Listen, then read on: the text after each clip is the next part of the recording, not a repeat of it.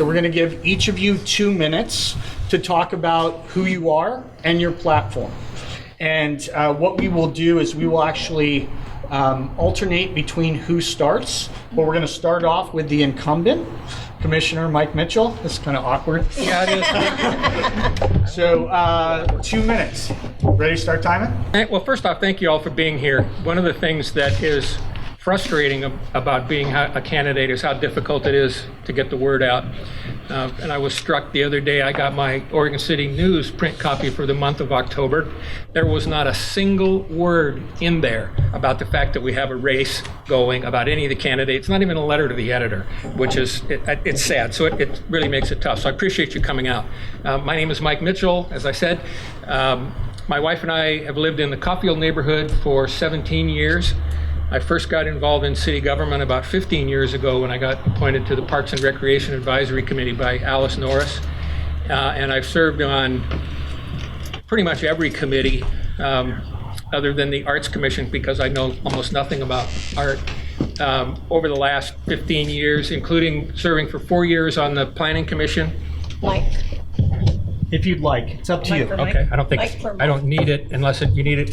Matt, do you need it for the thing? Okay. Including 4 years as a planning commissioner, and then 2 years ago I was appointed to the city commission to fill the last 2 years on Denise McGriff's term when she was elected mayor. I have thoroughly enjoyed being a city commissioner the last 2 years. I think I've made a difference. I think I've helped make the city commission a collaborative body. We deal only in the issues, the policy. We don't deal in personalities.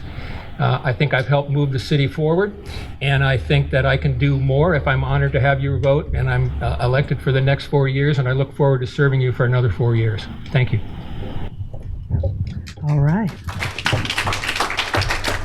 Hi, I'm Ray Gordon, and I've lived here since 2005. A little bit about me: I moved a lot as a child, and into adulthood, moved a lot.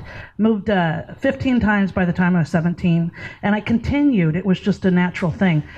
But the first time I truly felt home was in 2005 when I moved to Oregon City. I moved to Oregon City to be a part of the Clackamas County. I was in tourism and did a lot of work with small businesses, so small businesses have my heart. I love the passion behind what you do, and I like to help other people see that passion, and I like to see you succeed. So in about 2006, I started on Parks and Rec Committee.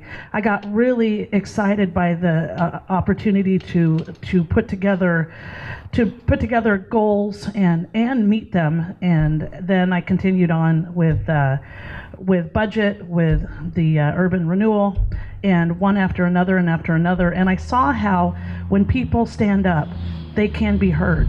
And so since then, I have been very strong advocate to make sure people are heard and that they feel valued.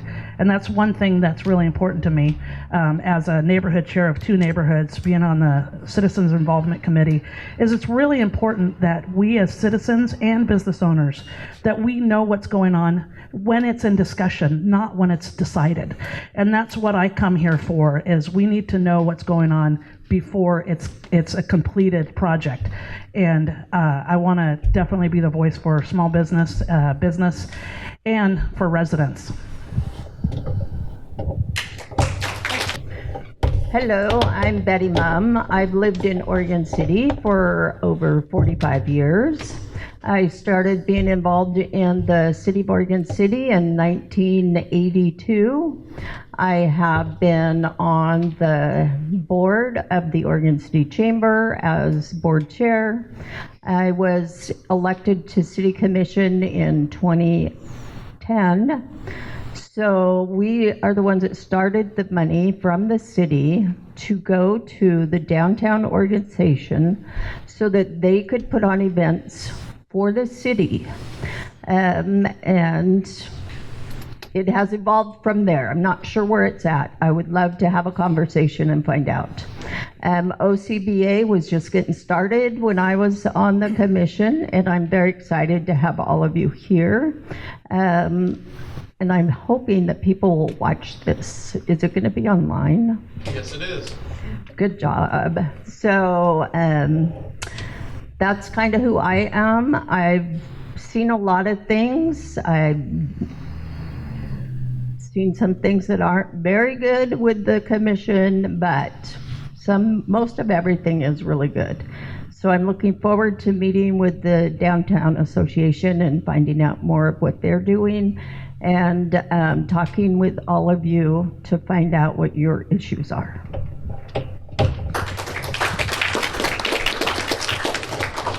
Hello, my name is Bob LaSalle, and obviously I'm running for City Commission. I started my adventure, and I call it an adventure, here in Oregon City when I was still in high school, when I joined the Oregon City National Guard unit. And the reason I joined it is because my father was a high-ranking officer in the Guard, and he told me that the Oregon City unit had the best cooks around. And so that was pretty darn important to a young fella like me. And 24 years later, I retired. I went on to got my commission and led a lot of people, and really got more out of it than I gave, I'm sure. It gave me a lot of experience in leadership and decision making. 18 years ago, my wife and I moved here to Oregon City from southeast Portland, and believe me, it was the smartest move we ever made. This Oregon City community is just a great place to live, in my opinion, and I can tell for sure because I wasn't born here, I wasn't raised here, so I can truly make the comparisons. I think I can make a difference on the City Commission. I do my homework, I do a lot of research, I ask a lot of questions and insist on correct answers, not just, well, a typical example is somebody will say, they said this or they said that, and my typical question is, well, who's they? And a lot of times that'll stop them right in their tracks because they can't think of who they was. So I would really appreciate your support and your vote for my election to the City Commission. Thank you very much. All right, good afternoon, everybody. My name's Scott Wilson. To most or many of you, I'm a new face up here, so I just want to tell you a little bit about myself. So prior to my current running candidacy to the City Commission here, I was appointed by the governor to the State Board of Licensed Social Workers, and that's really got my interest in government. I have a master's in social work, I have an MBA, and I really wanted to leverage those things to make a change, and that's where I got my start. I'm here because I care about my community, and I've worked with the populations here that I've seen need help. I have direct working experience with the unhoused population. I have direct working experience with my kids. My kids, I think I'm the only candidate with kids in the Oregon City School District, and so I'm invested in how this community is doing. Not to say they're not, but I have care for, again, how it's addressed. I have parents who are business owners, small business owners. Both of my father and my mother own a business, and so I've seen the impact that cities have on the ability of their businesses to thrive. I'm hoping to utilize my experience and, again, my new experience of being here in the city and as a candidate to bring a fresh perspective, to provide a little bit of difference of opinion. And I'm aware very much this is a nonpartisan position. This is a position that requires candidates to work together. We have differences of opinions, we have different political affiliations, and I think there's value in that and there's importance in that. And at the end of the day, it's about what's best for Oregon City, what's best for the businesses, the people, the community as a whole, to move forward and ensure that we have a thriving community for everybody. Thanks. So it's going to be here before you know it. Depending on the ultimate plan for the current courthouse, we are talking about potentially a year, 2 years, 3 years, 4 years of inactivity at that location. How can the city maintain economic vitality for the downtown district while the courthouse redevelopment occurs, whatever that might be? Yeah. So Oregon City is such a historic place, and we need to put heritage above all. And whatever we decide to do, it needs to have that in mind. I am disappointed, and I don't know if it's changed, but that there was some talk with McMenamins, and that fell through, or they're not interested. So I think there's a lot of opportunity for pop-ups and different short-term business events that we could do to help the downtown core. Okay. Thank you. The courthouse is going to be moving, and it should be sold and put back on the tax rolls and have a private developer take it on. So in the meantime, though, until that does happen, we could use that building as a business incubator where small businesses come in and like Ray was saying, a pop-up, and they can try their hand at what they're wanting to do for their business and see if it's a go for them. The other piece is I really want to sit down and talk with the DOCA board, because they're the ones that are going to have the answers for what we should do with that building. I'm sure they've all talked about it several times. But I personally think it needs to go back on the tax roll and be sold to a developer who will come in and make it beautiful. We'll definitely have the right questions to ask. I don't know if we have the answers yet, but that's why we're asking you what you might think makes the most sense. Sir. Well, with the courthouse moving, obviously the downtown will not have as many people in there, but I think consideration should be given to eliminating the parking meter fees. That may be unpopular to some in the city staff, but that's the way I feel. I don't know what the yearly cost of maintaining those parking meters are, the maintenance, the administrative costs, the cost of a parking meter reader who caught me once for $20. I saw him do it. Oh, that hurt bad. But anyway, after you consider all the costs, I'm thinking there probably isn't much room for profit in those city parking meters, considering or comparing it to eliminating them and getting more people downtown because it's easier for them, less expensive. And then I'm thinking that DOCA should probably put together a really, really good advertising program that makes people want to explore downtown. Maybe have a drawing for every single business. Every person that comes into your business, they get a card for a drawing, weekly, monthly, whatever. And maybe for free parking for a week, a month, a year. Just use your imagination to get people coming to downtown.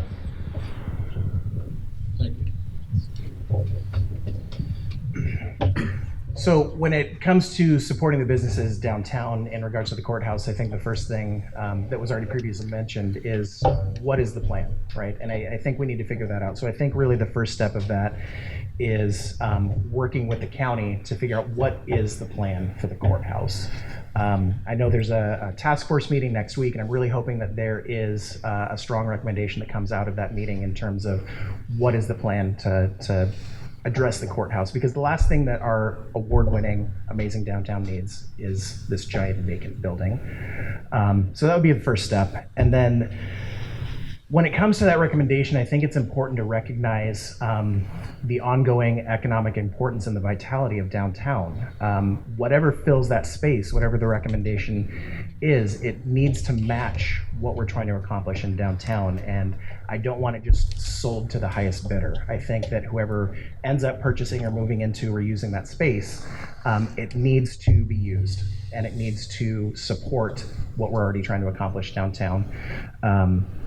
And that needs to also highlight, I think, the importance of the building itself, the historical significance, but the actual structure. Now, the reality is, like, our business is going to be impacted, absolutely, in terms of what to do to support the businesses.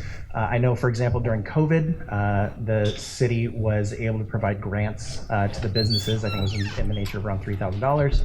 But I think that should be revisited. I think that the city should revisit potential grants for the businesses downstairs or downtown that are impacted by the redevelopment of the courthouse, again, whatever that plan happens to be, because we have to keep them running, we have to keep them thriving, we have to keep supporting them. That's what, again, makes our downtown great. And aside from that, leveraging, again, other economic development programs that the city has to support these businesses. But at the end of the day, communication, the businesses down there need to know what's going on, they need to know what to expect, and we need to support them in that. Thanks. Okay, thanks. First thing I'll mention is that I served a couple of different times on the Downtown Oregon City Association board, so I know what those small businesses face down there. If you think about what our economic development department does in the city, the two big challenges, they're two big topics, I guess, is business retention and business attraction. And I think knowing what's coming with the courthouse, they may need to shift their focus a little bit to business retention to try to help those businesses downtown. And I'll give a shout out to Mr. Graham, who's in the audience. He ran a program, I believe it was called Business Showcase, just during and after the pandemic, that people could enter a contest and they ended up with a gift certificate to a downtown business. And those are the kind of projects that would work. But the main point I want to make, and I was really pleased by the fact that DOCA and the Chamber and OCBA came together to put on this event today, because I think it's probably been quite a while that those three organizations have cooperated on an event, and we're going to need them to cooperate with the city to get us through this transition period with the courthouse being closed. I don't think the city has the right answers. I think we need to know from DOCA, from the Chamber, from OCBA, what the challenges are, what can be done. If I was those three organizations, if you think about our budget timing, Mr. Graham is going to be working on his budget, if he hasn't started already, that we're going to be adopting in June. I would be putting a little bug in his ear about this is the kind of financial support that we would like to have from the city to do these programs to help downtown businesses. It needs to be a partnership, the city providing funding, providing promotion, providing marketing activities through our communication department, whatever we can do to help, but it does need to be a partnership with everybody downtown, and I think those organizations have to play a key role. I had a slight concern when I heard that question, because it's also, I'm done? Okay. You can finish the thought, Mike. It's important that the city commission, all small businesses in Oregon City are facing challenges. We need to make sure that we're helping all of our small businesses. I know downtown is going to go through a special struggle, but they all need our help. Currently, the city and the Urban Renewal Agency own a number of properties within the city. And so a couple of examples would be 10th and Main, 12th and Main, the Stimson property, the Cove. So the question here is, what do you believe should be done with these properties? And should the city or Urban Renewal Agency be property owners at all? That's a very interesting question, I have to say, because when I was on the commission elected in 2010, started serving in 2011, we did have a couple of businesses that wanted to build on those sites, but they fell through because they couldn't get agreement from the businesses down there that it was okay to be there. Personally, I don't think Urban Renewal needs to own those properties. They all need to go back on the tax roll so we can keep our taxes at the lower rate. But that being said, the 10th and Main has been up for sale for many, many years and has not gone anywhere. It's a very tricky, those are both very tricky locations because of the size of them and what can actually be built there. So the city either needs to make it into another parking lot, which I'm not sure that we need, or they need to sell them and just get them back on the tax roll and let the private industry come in and develop them. So related to the first part of the question, which was, or actually the second part of the question, should the city or the agency ever own properties? you're calling out 10th and Main as a specific challenging Both of location. those locations. Should it have been purchased in the first place? And would you like to see additional properties purchased or the properties currently disposed of?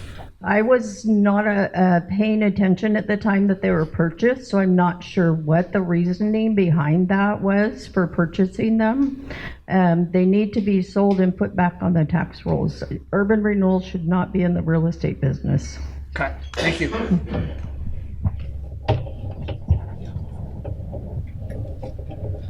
Well, I can't answer that question because first I'd like to know how the properties became owned by the city in the first place. Are we making any profit on those properties if we are renting them out or whatever? And then I'd like to know why we're keeping them. Those questions would have to be answered before I could really make any kind of an intelligent answer to that particular question.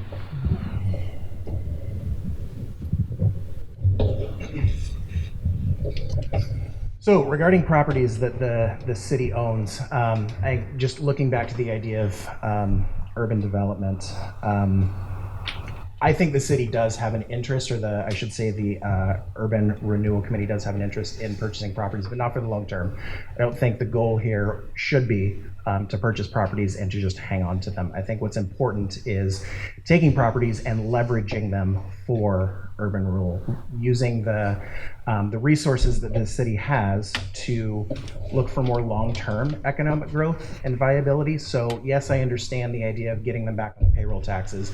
And also, what about the long-term growth of Oregon City? Can we leverage these properties to find businesses, to find opportunities, to bring folks in that are going to provide more sustainable growth for Oregon City, and not really focusing on the short term? Should we buy the property in the moment, saying, hey, can we look at this property? What kind of leveraging, again, can we do to support the community?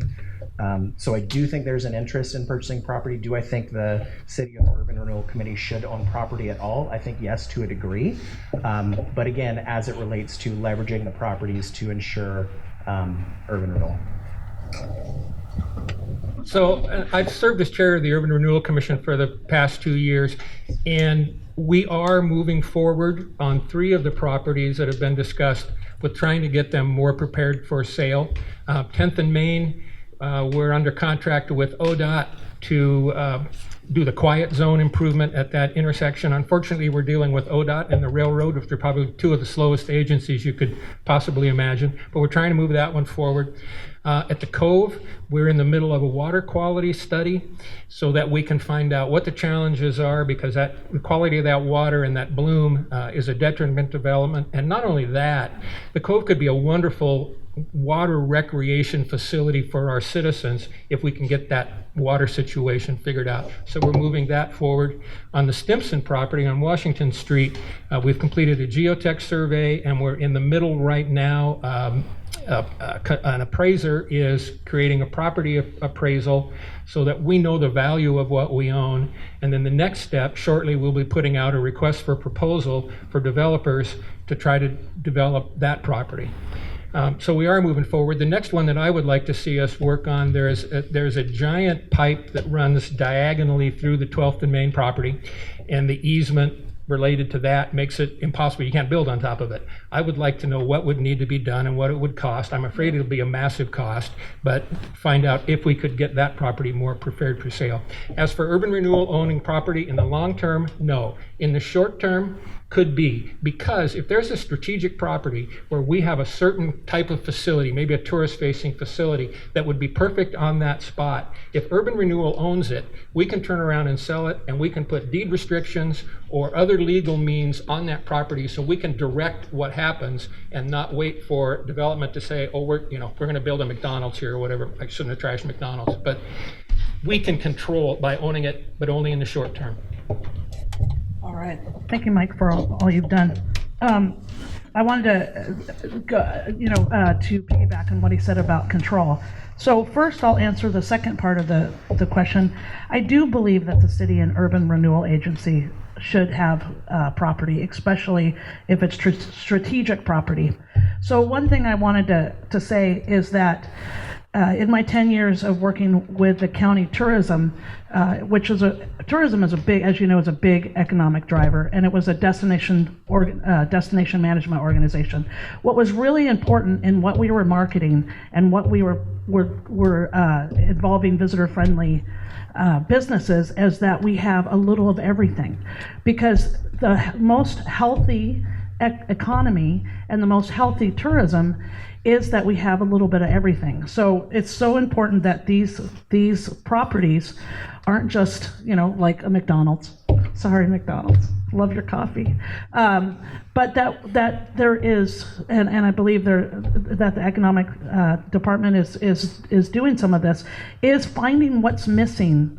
What is missing in Oregon City and what's missing around those properties, and really reaching out and doing work on pursuing those kind of businesses, and especially small businesses, because if we don't have a little bit of everything, we're not going to be sustainable as a business model, and we're not sustainable to provide for our citizens. I also, with the Cove, it would be terrible for it to be developed. And I am under the understanding that the property across the street was supposed to have retail, and I've never seen retail in there. And I believe that was part of the understanding. And if I could talk to somebody after that to get clarity, but that's what I'm hearing, is that never happened. So it's important that we follow through with what we say. So what I heard there was either a no or a conditional yes. Is that correct? And the thing is parking. We need parking.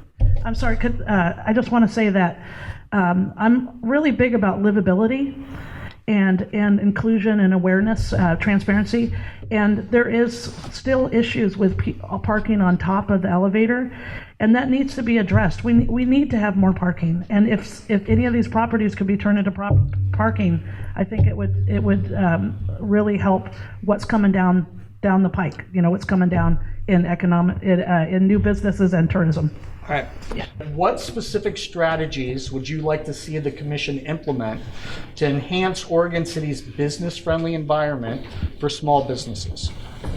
Well, I'd start by comparing our fees and license fees and whatnot with other municipalities to make sure that we're competitive. That should be pretty obvious. And then consider a sliding scale over a period of time to encourage longevity. I'll give you an example. If a business license costs $400, the first year charge them $100, the second year $200, and so on down the line until after a few years you get to the full fee. That would encourage and help a new business who's really struggling to start to get through those first few years and encourage the longevity. And then how about a yearly discount drawing, say 20% or 15% for business license fees? That would help businesses and encourage a little bit of maybe people moving into Oregon City to start their business. But I think the big thing is to kind of use your imagination in government to get people to start businesses in Oregon City. All right, thank you. So when you look at Oregon City, most of the businesses here are small businesses, right? And I think we have some great programs here, and I think what we need to do is be providing better outreach and better connecting with our business community. So for example, look at programs like BizPod, right? I think it's a great program, and I think that, even one of the first graduates, right, from BizPod, they have a storefront now, and I think that's fantastic. We have programs like Talent Ready, right, where we can support businesses in like mental health services, childcare services, right? We have programs like the Entrepreneurial Opportunity Loan Program, the Micro Enterprise Grant Program. So we have resources out here to be supporting these small businesses, and we need to be communicating and doing outreach with businesses that we have options, we have ways to support, and we have ways to help with growth. I think in addition to that, the city has an important role in connecting and attracting businesses to Oregon City, connecting businesses with landowners, connecting businesses with property owners here, looking at like Advantis moving to Oregon City, and I think 200 jobs with that. The city played a role in connecting, right, with finding land to be able to support them in their expansion here. So again, I think we have a lot of really great programs. I really think that we need to be, again, just leveraging this and supporting the business community and making sure to connect and let them know, hey, we've got these options to set you up with, and then continuing to fund them. I think that's the second piece to this. We need to be funding these programs as well, so that they can continue to support future businesses. So Mr. Wilson already mentioned some of the programs that we already have going, so I won't go back through those again. Those need to continue or be expanded. Another thing that we recently did as a commission, we did reduce business license fees to make it easier and less expensive for businesses to get started. Another project that is underway, under development through our Economic Development Department, is an ombudsman program, which would be a staff expert to help navigate a new person wanting to operate a business, navigate them, whether it's through the business license process or building permits they might need, or, oh, by the way, if you're going to sell alcohol, you better put your OLCC permit in now because they take forever. You know, those kinds of things that ombudsman can help new business owners work through the bureaucracy.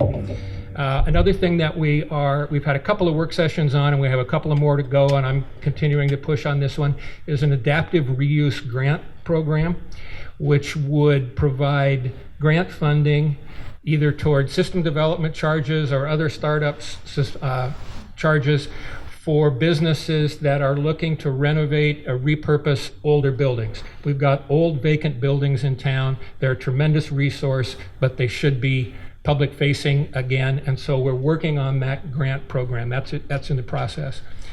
The other thing that I'd like to see us do, and I actually, to be honest, I thought of this yesterday when I was thinking about answering this question. We have a really successful program through planning and building called a pre-application conference, where people come in before they even put an application, and our staff helps them with what the roadblocks might be. I'd like to see a pre-business conversation, a pre-business conference with a representative from the city Economic Development Department, from DOCA if they're downtown, from the Chamber of Commerce, from the Business Resource Center, and actually sit down around a table with that business owner and say, here's the obstacles you're going to face, here's how we can help. I know those are happening informally, but we need to make it more formal to assist new businesses. All right.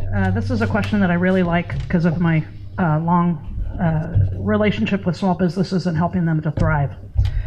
So one thing I noticed as a marketing person, I can't help, the word enhanced. And I agree with that because it's enhancing, because I do think that especially the Economic Development Department and the commissioners have really been a business-friendly environment. But one way to enhance is and I want to say thanks for bringing down the prices, because years ago there was a company called Fearless Brewing, and they wanted to have a second location, and they decided to just say no to Oregon City, and it was so devastating to us as marketing. We were so excited. We had such a great marketing of them in Estacada is where they were, and that was because they felt like they got a runaround, as well as they thought the fees were just too expensive. So it's nice that has changed. So I think that's one strategy to be to enhance the business-friendly environment. But I have two things. One is to go back to looking at what is not there and doing really strong proactive outreach to businesses that aren't currently in our city, to work with the Chamber of Commerce, to work with Downtown Oregon City Association, to bring in and look at doing second locations like Fearless wanted. So I think that's a little thinking out of the box, but it's also enhancing what we offer to the citizens as well as what we offer to the small businesses. I think we're all done, right? You were done. One more. One more. Well, I can tell you, being a small business owner in Canby for 9 years, the pandemic did us in, and we did have to close, and we did not come back from that. But, so I can feel the pain of small business. And how does the city help you with that? You know, the city I own the business in was not very thoughtful about helping, and I really want to be very thoughtful about helping all of our small businesses. You have to promote one another. You have to have the city promoting you. We need to have a business friendly, people could come in and just, you know, chat with you, say hi, you know, maybe not buy anything, but, you know, encourage that friendly atmosphere. And the quiet zone, which, excuse me, which I think would be very helpful, especially for downtown, was something that we were talking about when I was on the commission before. So other cities have accomplished that goal of getting quiet zones, and so I really want to work hard to find how to accomplish that for our city. It's been talked about for many, many years. So how are we going to accomplish that? And I'm not afraid to talk to ODOT or the railroad or any of them and find a way to find consensus to bring us together to get that done. Next question. It may sound a little jaded, but one could argue that relationships can always be improved. So the question is, Oregon City is the seat of Clackamas County. At times, the city and county have not collaborated as effectively as possible. How would you as a commissioner work to strengthen the relationship with the county and work more effectively together? So I like this question. In my professional life, I'm a therapist, and therapy is about communication. It's about connecting people. It's about, you know, kind of overcoming conflict and disagreement. And without going too much into it, I think it's fair to say that there's been some historical strain between the relationship of Oregon City and the county.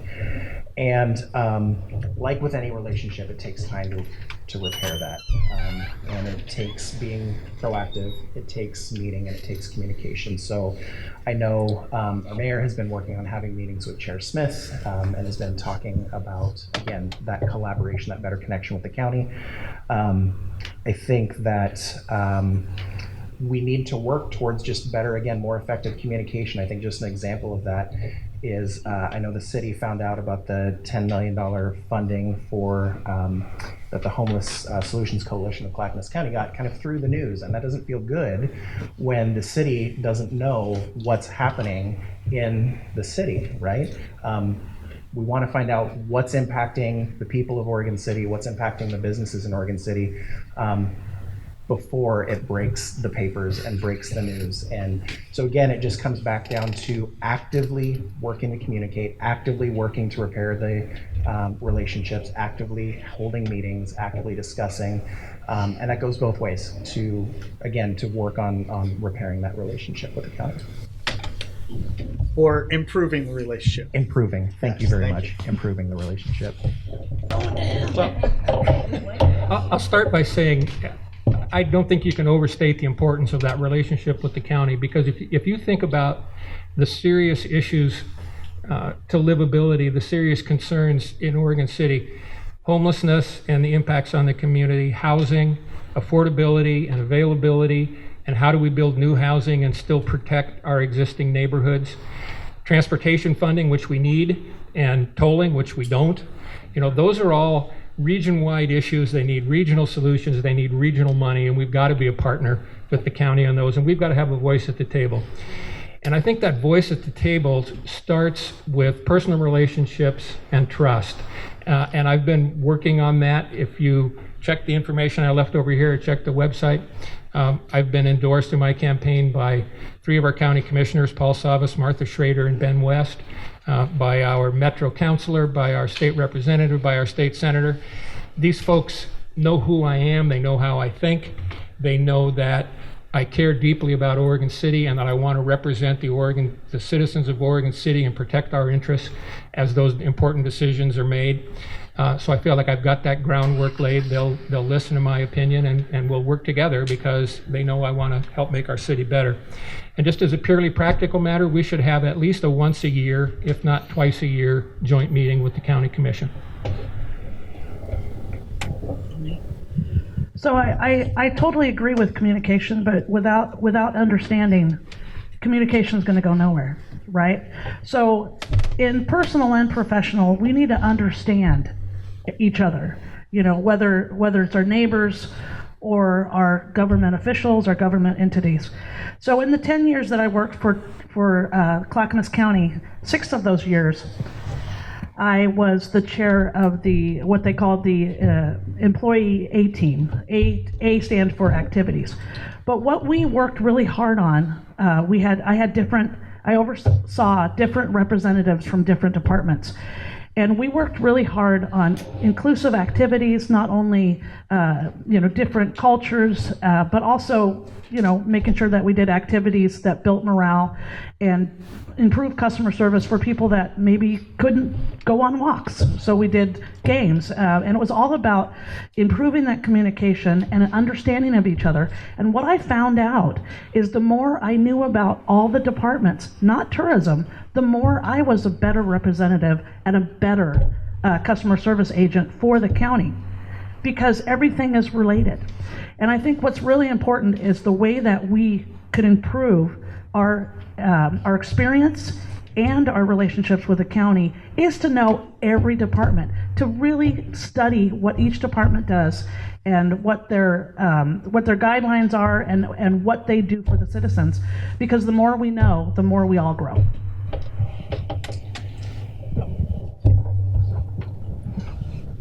Communication is key, of course. When I was on the commission before, I had the opportunity to serve on the South Fork Water Board, which is owned part by Wesleyan and City of Oregon City. And there was a lawsuit that was going to be placed against South Fork by the CRW, Clackamas River Water Association. So what I was able to do, with the permission of my other commissioners that were on South Fork, was to meet with the commission on the other side. Once we were able to get in the room, sit down, and have a face-to-face conversation, we figured out how to come to a consensus and how not to let that lawsuit go forward against South Fork, saving us all a lot of money. So I also tried to encourage the commission and Oregon City School District to get together at least once a year to talk to each other. I think it's very important that you talk to your schools, you talk to your county. You just have to have a lot of sit-down conversations and figure out. The county should be letting us know in the City of Oregon City, which is not always the case, but they kind of forget about that sometimes. But communication is key, and building those relationships.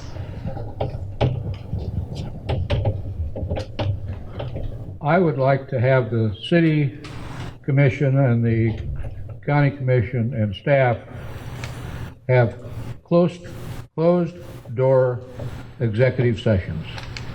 The city commission does that now. In those sessions, you don't have to worry about being politically correct. You can get right down to the business matters, figure out what the heck is wrong with the communications between the city and the county, and try to figure out the ways to solve those problems. Again, like the other candidates have said, communications is the key, but again, if you have it right out in the open, sometimes you can't get the true answers to what you're looking for, or the true issues. So I'd say, let's be problem solvers. Presently, Oregon City is not as supportive of the urban renewal program as compared to cities like Wilsonville, West Lynn, and Happy Valley. As a commissioner, what would you do, if anything, to jumpstart and implement this financial resource in order to create new employment opportunities and improve blighted areas within the city? Second portion of that question is an advisory committee needed to help educate the public on the benefits and need for this program? Well, I'll start by saying that I think urban renewal is critical. The city has very few tools to really make large leaps a long way out in the future, and urban renewal is one of those, and we do need it. We probably won't get a jump start. It's probably going to be small steps because we do have some past history that we have to overcome. And the other thing what I always say about urban renewal is really hard to explain and really easy to misexplain. So that's why I think it is important that we do have an advisory committee, and not just as an education tool, as was mentioned in the question. I think it needs to be a two-way street. I think that committee needs to have opponents to urban renewal on it. It needs to have representatives of the underlying taxing districts like some other advisory committees and other communities have, because the Urban Renewal Commission needs to know what the concerns are in the community. We need to know what changes could we make in a proposal, or what changes could we make in the way urban renewal operates to make it more successful in the community and make it more accepted in the community. So I think we do need that committee. But I will say, I don't think there's a point to it until we figure out the legal status of Chapter 59 of the Charter. If Chapter 59 is found to be valid, fine. We'll deal with that. We'll go forward. If it's found to be invalid, fine. We'll deal with that. We'll move forward. But we're stuck now in this limbo. We're afraid of our own shadow. We don't have any idea of what we can even do. So we've got to get that legal clarity one way or the other. Get that cleared up. Then let's get an advisory committee in place. Let's find out what the community wants, and let's move forward with the important tool of urban renewal. All right, I agree with advisory boards. You know, when I started being on committees in 2006, it made me an advocate. It made me an ambassador, you know. And I think it's important that we have, that we do have an advisory committee that gets the word out. And so I'm going to go back to the other question, and the other thing is communication and understanding. And when I first started learning about urban renewal, I really was surprised of what I thought it was and what it actually is. And it's a positive. And so I stand behind it, and I think getting a lot more information out there. You know, the Citizens Academy helps with the police. There's a thing called the Citizen Academy, and I've been a part of that, both for the Clackamas County and for Oregon City. And there's no reason why there can't be something that helps people with city departments, learning about your city department, learning about, you know, why your utility bill is that much. And I think that this could help too. You know, have an event like that would be wonderful. Even if you got 5 people to go to that, that would be 5 ambassadors and 5 advocates. And I think that's what we need to do, especially as a commissioner. I see that every day our job is to make those decisions in the betterment of everybody, but to be advocates and to be ambassadors. And this is a way we can do that, is by an advisory committee. And I think that would help big time. So I am very supportive of the urban renewal program here in Oregon City. And I thought the lawsuit had already been settled, but maybe not. We need to have an advisory committee that is made up of pro and cons of people. It can't be an advisory committee that is handpicked and is only one-sided. You have to hear the other side of the story on urban renewal, and you have to be able to have the knowledge to do that. I would love an advisory committee on that, and I would really support that, as long as it was not everybody thinking one way. It has to be a divided committee of pros and cons. Well, I'll start by the last part of that question. I agree completely with Betty.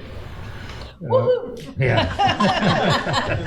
Celebrate that moment. There you go. It needs to be, advisory committee needs to be composed of pros and cons and various people, different points of view in order for it to be effective. Otherwise, it's just a bunch of people getting together, supporting each other. The urban renewal was meant to solve a blight problem in Oregon City. That was its first main objective. I think we've obtained that objective. I can't think of any true blighted areas in Oregon City. I think we've solved that problem now. If there are blighted areas, please somebody let me know. But I think we've been successful. In order to make it work, look at the other municipalities that have made their urban renewal system work and use their ideas. We don't have all the ideas. I steal people's ideas all the time. And I'll admit it, I'm actually a little bit proud of it sometimes, if they're good enough ideas. Thank you. Thank you. Can I ask for a quick point of clarification on the question? Is the statement that the people of Oregon City aren't supportive, or that the commission is not supportive? I would say that based on the last ballot measure vote, that though it was a limited percentage of the population, that ballot measure failed, right? Yes. So and I'm interpreting, because again, I did not write this question. No, I appreciate that. So I think that, regarding urban renewal, I think that in many ways our current city commission has demonstrated that they are working towards urban renewal. We're talking about properties, again, like the Simpson property, we're talking about the Cove, we're talking about, Main and 10th, Main and 12th, and there have been issues, I think, with implementation on urban renewal on those. I mean, I think it was 10th and Main, there was a byproduct of just the economy and with sale falling through, but at the end of the day, I think that the urban renewal commission, when we're talking about like citizens involvement committee, I think they need to have a say in it. I think that they should have a discussion on forming a committee, because although urban renewal is authorized by the state, our residents have a voice. Our residents have a say in that. When we talk about last year the 2023 the measure 3-597 that failed, I think there was some very confusing communication around that. And I think that, like Mike pointed out, urban renewal discussions, they're easy to, kind of difficult to explain, but easy to misexplain. And I think that can be a piece of it. So personally, do I think that there's value in an advisory committee? Yes, but I think that the Urban Renewal Commission needs to have a seat at the table and kind of discuss if they feel that there would be a benefit in that as well. But I think along with that, in terms of jump starting, I think the city can work to put together better packages for funding urban renewal. I think that, we need to look at some of these properties and say, when we're talking about 12th and Main, right, what can we do about that pipe? Is there something that we can pay for to better prepare that property to be utilized and support the economic vitality of the city? Do we need to look at short-term losses on property for long-term gains? I think those are important things to look at when we talk about, again, like jump starting or supporting urban renewal. Thank you. Are we ready? The opportunity. We're absolutely ready. Thank you. Okay, thank you. Yeah. You've heard enough from me about what I stand for, what my policies are. I'll just say thank you for being here. Thank you for taking the time to find out about the candidates and voting in the election. If you choose to support me, I would really appreciate it. I would love to serve you again for another 4 years. And if you support me, please tell your friends as well. Thank you. All right. Also, thank you for coming. I just want to say that I get a lot of questions like, why are you doing this? I'm like, good question. I grew up as serving. I've always served. And, it was instilled with me years ago when my mom was disaster coordinator for Red Cross. And 10 years old, I'm on the front lines giving Tang to firefighters. So that's how I started. But when I got involved in committees and realizing that people had a voice, and then all my 10 years of marketing small businesses and seeing how that is the foundation for any community, it made me realize that I had more to do than just serving drinks at a fire.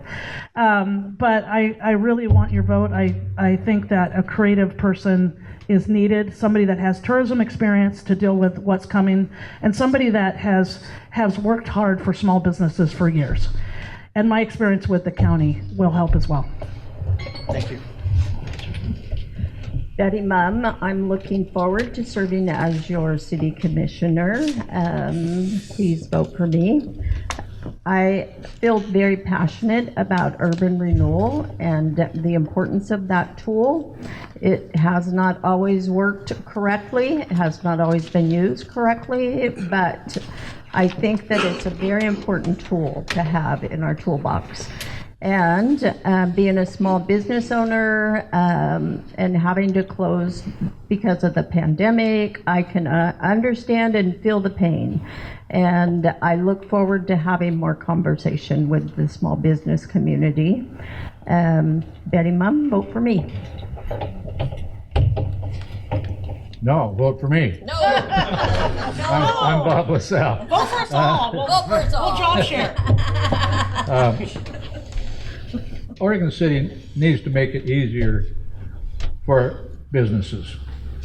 Two examples. A few years back, a business wanted to tear down an old dilapidated building. Maybe it was blighted, I don't know. But, it was an old dilapidated building. And it took them over a year to get all the permits necessary to tear that thing down and build what is now a very, very nice building. Yesterday, I spoke to another business owner who it cost more in permits and fees than it did to build the sign for their business. Now that's ridiculous, just absolutely ridiculous. We just need to make it easier for businesses to exist in Oregon City. Another issue that I've been talking about, I was very pleased to see the City Commission address it the other night, is our parks deferred maintenance. So good work, City Commission, on that. Forge ahead. All right, so like the other candidates, I just want to say thank you. I appreciate being invited here today and given the opportunity to speak with you. And at the end of the day, I think all of us, myself included, we're here for Oregon City. And what makes Oregon City great is the businesses, the people, the community as a whole. And I don't think that you can support one without supporting the other. I appreciate the opportunity that I've been given kind of again to learn more about the issues and to research what's going on and really understand how things are affecting the business community. And what I can commit to, what I can share is that I don't think any one person ever has all the answers, can never say this is what to do. But what I firmly believe in is saying if I don't have the answers, involving the people who may, people who have the experience, who have the understanding, because I think it's important to bring voices to the table that are experts in areas, and that's a commitment that I certainly have moving forward if I have the opportunity to serve the city. Thank you. So let's give them all a round of applause.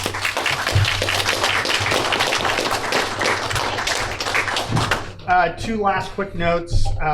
We want to thank Jolly Good Media for recording this forum. And I believe all three organizations will have the opportunity to post this on their website, so you should be able to go back and watch this. And then, where's Larry? Larry and the BFW for allowing us to have a place to actually have this event. And thanks to all of you for being here.